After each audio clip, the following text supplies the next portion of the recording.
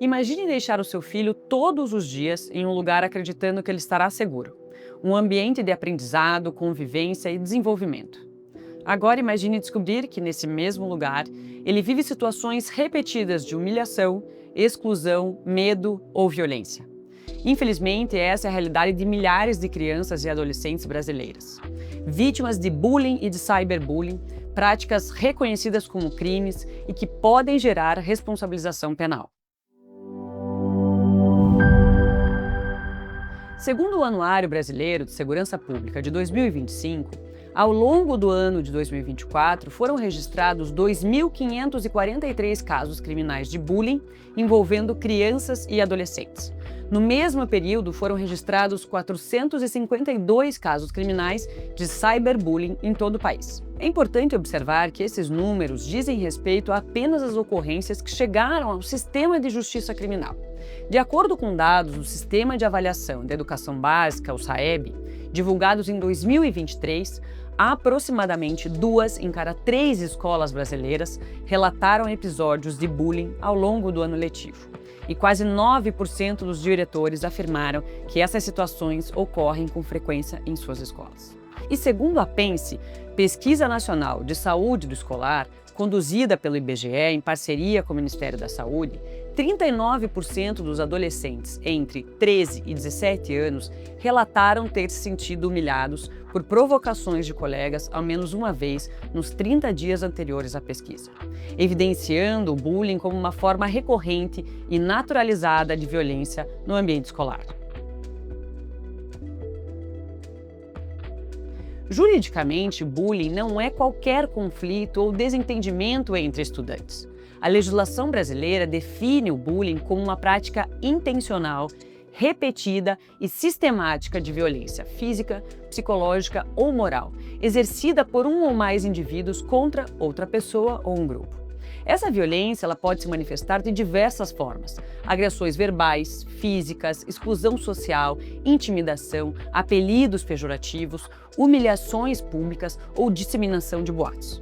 Essa definição foi estabelecida pela Lei nº 13.185 de 2015, que instituiu o Programa de Combate à Intimidação Sistemática e marcou o primeiro reconhecimento formal do bullying no ordenamento jurídico brasileiro. O chamado cyberbullying surge como uma extensão do bullying tradicional, praticado por meio de redes sociais, aplicativos de mensagens, jogos online ou outras plataformas digitais. Nesse ambiente, as agressões assumem novas dimensões, já que podem ocorrer de forma contínua, alcançar um público ampliado e produzir impactos duradouros na vida da vítima. Em 2024, o Brasil avançou de forma decisiva ao incorporar o bullying e o cyberbullying ao Código Penal, pela Lei 4.811, tipificando as condutas como crime no artigo 146-A. No caso do cyberbullying, a pena prevista é de reclusão de 2 a 4 anos, além de multa, quando não houver um crime mais grave.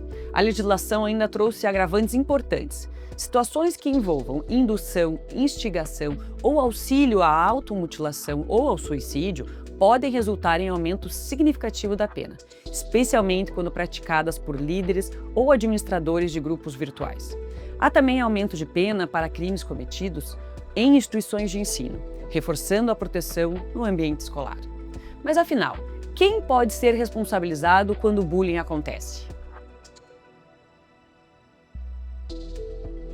No Brasil, crianças e adolescentes menores de 18 anos são penalmente inimputáveis. Isso significa que não há responsabilização penal nos moldes aplicáveis aos adultos. Crianças menores de 12 anos estão sujeitas exclusivamente a medidas de proteção.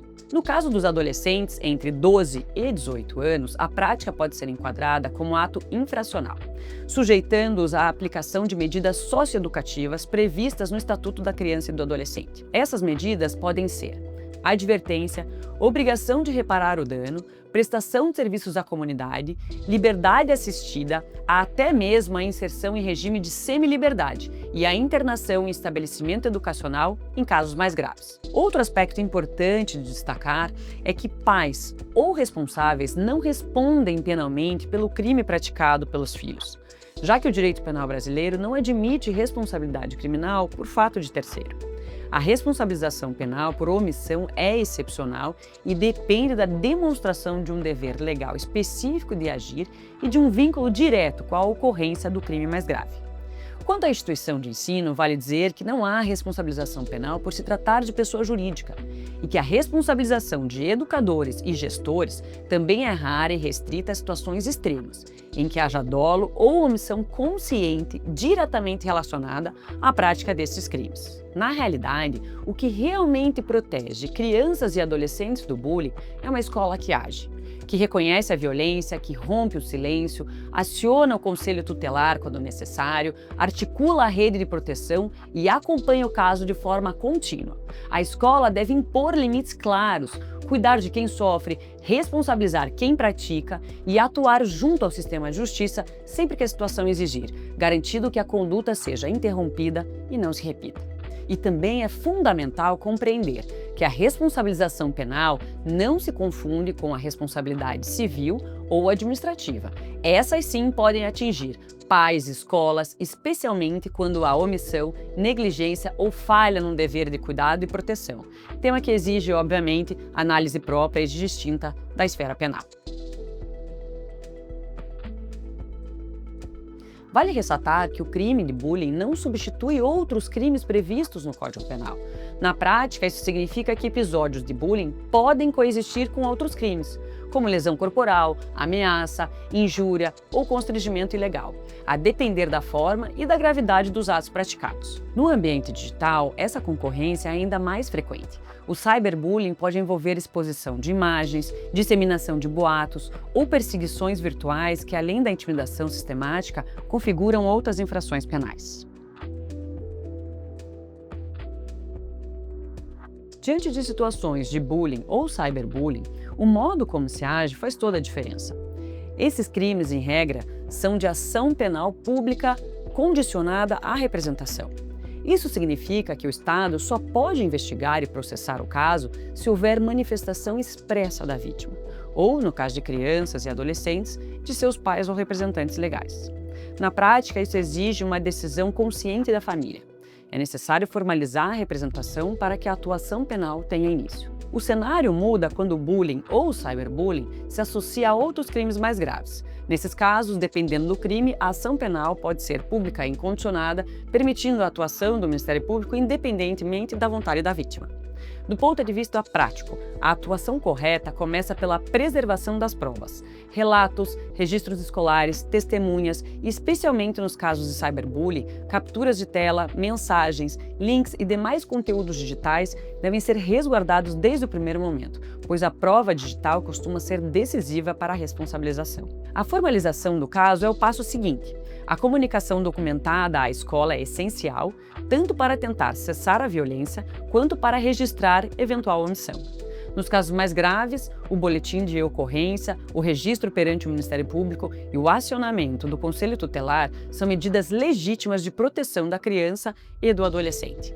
A orientação jurídica especializada desde o início permite avaliar se há crime, qual a natureza da ação penal, se é necessária a representação e quais medidas são adequadas em cada caso. É essencial compreender que o bullying não pode ser normalizado. Tratar a violência como fase, brincadeira ou conflito comum é o que permite que ele se repita, se intensifique e produza danos cada vez mais graves. Agir cedo, reconhecer os sinais e buscar a orientação adequada é o que impede que o sofrimento silencioso evolua para consequências irreversíveis. Se você é pai, mãe ou responsável e quer entender com clareza como agir juridicamente em cada situação, a Scioli Laufer reuniu informações valiosas em um e-book gratuito. O link está na descrição.